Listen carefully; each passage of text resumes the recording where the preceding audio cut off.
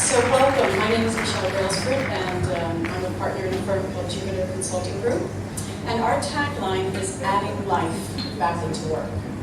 So what does that mean? Well, what it means is we try to be on the leading edge of what's cool, what's new, what's innovative in the people space, right? So Tom and I were talking a little bit about what is the sole purpose of a corporate culture? And we're saying, well, actually, the purpose of a corporate culture is to squash innovation, right? How many of you believe that's true? Oh, can you hear? Oh, louder. Oh, gosh, okay. So we were talking before this event, Tom and I, about innovation, and we said, okay, corporate cultures, what are they there for? And Tom said, well, I think they're there to squash innovation. And I thought, oh, no, that can't be true, right? Wait a minute, let me think back. I worked at the BBC, the bastion of, creativity and, content creation, and let me think about this. So when I showed up and said to them, hey, let's do change in a new way.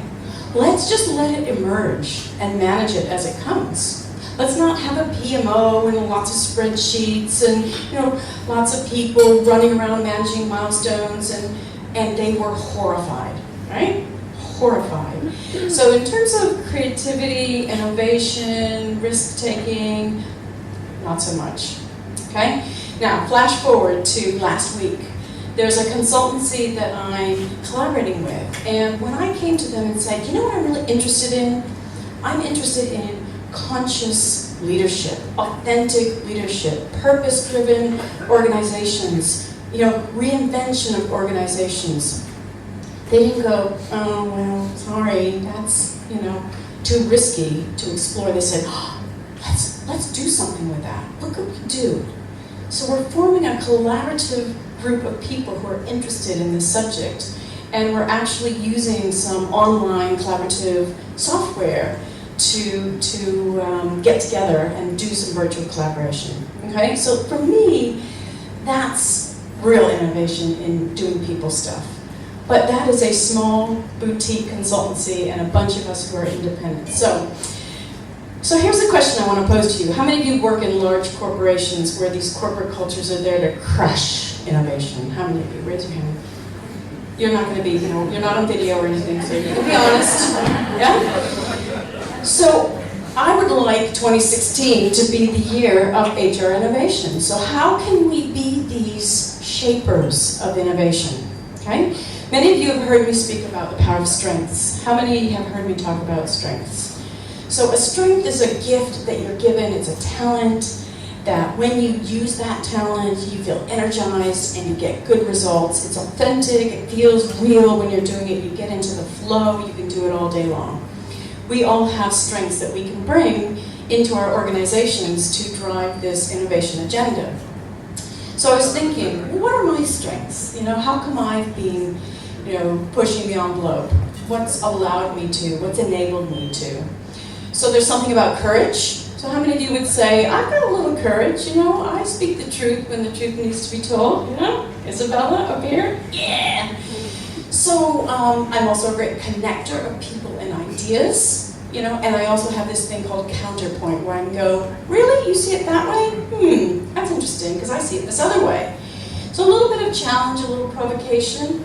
Now, I'm not saying those are the only strengths that you need to have in order to drive a culture of innovation. You have to bring your own unique strengths to your own firm and into your own context.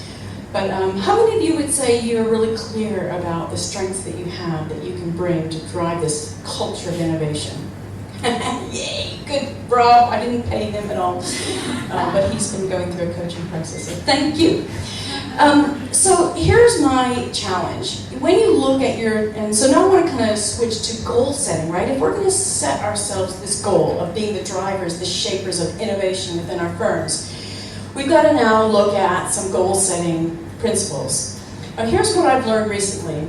The happiest people are people who are using their strengths to deliver goals that are aligned with their purpose. That makes sense, doesn't it? You're doing what you love to do, and you're doing it in a purposeful way.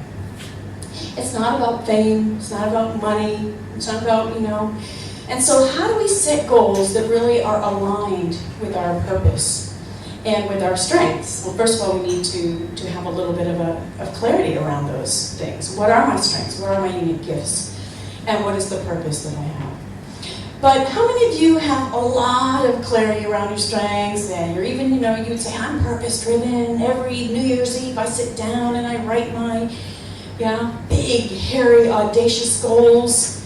And then, it gets to be March, and it's like, so how are you doing with those goals? And you're like, well, life got in the way, right? I was going to lose 2 stone. I was going to get a promotion. I was going to find the perfect partner. I was going to meditate every day, right? And yet, right? How many of you get to that point and you haven't executed on your goals? Anyone, want to be brave and say, yeah, me too. So I'm a big fan of big, hairy, audacious goals. And the research says that it's really hard to maintain the discipline needed to execute on those big, hairy, audacious goals. So there's something called micro-actions. How many have read about micro-actions recently? It's kind of one of the cool new things. Isabella. So micro-action is something you can do literally, 2, 3, 4, 5 minutes. So instead of saying, I'm going to lose a stone, you go, I'm going to add 1 vegetable a day to my diet. I can do that. Instead of saying, I'm going to become so Zen-like, my well-being, I'm going to meditate every day, I'm just going to be, the epitome of calmness, right? Instead, what if you were to say, I'm going to download Headspace? It takes 30 seconds, right? I can do that. Okay, we're not going to go into partners because this is really more about career development. But there are micro actions that you can take that take 2, 3, 4, 5 minutes. And if you add up those micro actions every single day, you achieve your goal at the end of the quarter, at the end of the year. So let's say we want to be involved in innovation in our workplace. We want to be the drivers. We need to show up and behave a certain way every day, right? We need to shift our behaviors because we're the role models first, and then we need to help our leaders shift their behaviors. So what's one thing you can do? Real small, not a big, hairy, audacious goal like I want to change the culture within the BBC, but one small micro-action. This is not a rhetorical question. This is an actual audience participation question. What's one thing you can do? Leveraging a strength to bring innovation into your own firm. It'll take you 2, 3, 4, 5 minutes max. Anyone? Come on, don't let me down. Yes, all the way in the back. Influence. Influence. So can you say more? Influence a certain person or do it a certain way or? Share your idea. Share your ideas. Yeah, have courage. I love the video that was on the myHR website, which talked about scrappers versus silver spoons. How many people saw that video? Anyone watch that YouTube? So they talked about these people who are scrappers, right? They don't follow the traditional career path necessarily. They've gotten there maybe the hard way. I love those people, probably because I'm one of them. I'm a scrapper, right? And so I got there through fighting and through being, a little bit different, a little bit crazy. The person who says the thing that everyone else is thinking in the room, and when you say it, they gasp. And then they come afterwards and go, oh, thank God you said that, Michelle. We were all thinking it. We just thought it would be a career-limiting move to say it. So influencing and having the courage. So small micro actions, 1 or 2 minute actions that you can take every day. And so it's not about saying, I want to be the innovation driver in my firm, but I want to have the courage to speak out when I think it's really necessary. I want to be the person who brings the cool new idea into the meeting. And I want to be the person who connects the dots, or maybe the dots are floating out there and people can't see the patterns. So, what else do I want to say? Let me just check because I modified my speech ever so slightly when I started out this morning. Just a few last words about development. So some of the trends that Tom started to talk about, what's going on around the world of personal development? Well, a couple things that I'm finding really interesting is this idea of compressed learning. Anyone have an app on their phone called Get Abstract? Anyone heard of Get Abstract? Oh, right, yeah. I love Get Abstract. It basically tells you the whole story of a book in one page, right? Right? Talk about microaction. I can't read the whole book. I can read one page, okay? The other idea is the whole idea of personalization, and I know this isn't totally new because we've all been experiencing Amazon where it goes, oh, you liked blah? Well, you'll like this other thing too. But I find it amazing how more and more learning is actually being funneled to me. Now, I have to then do something with it, right? I have to choose Alt-Shift-Delete, or I have to take up the challenge. But personalization. And the last thing I want to talk about, because it's relevant to us all being here tonight, is the notion of social learning. So last year I took a MOOC. Everyone know what a MOOC is? Yeah.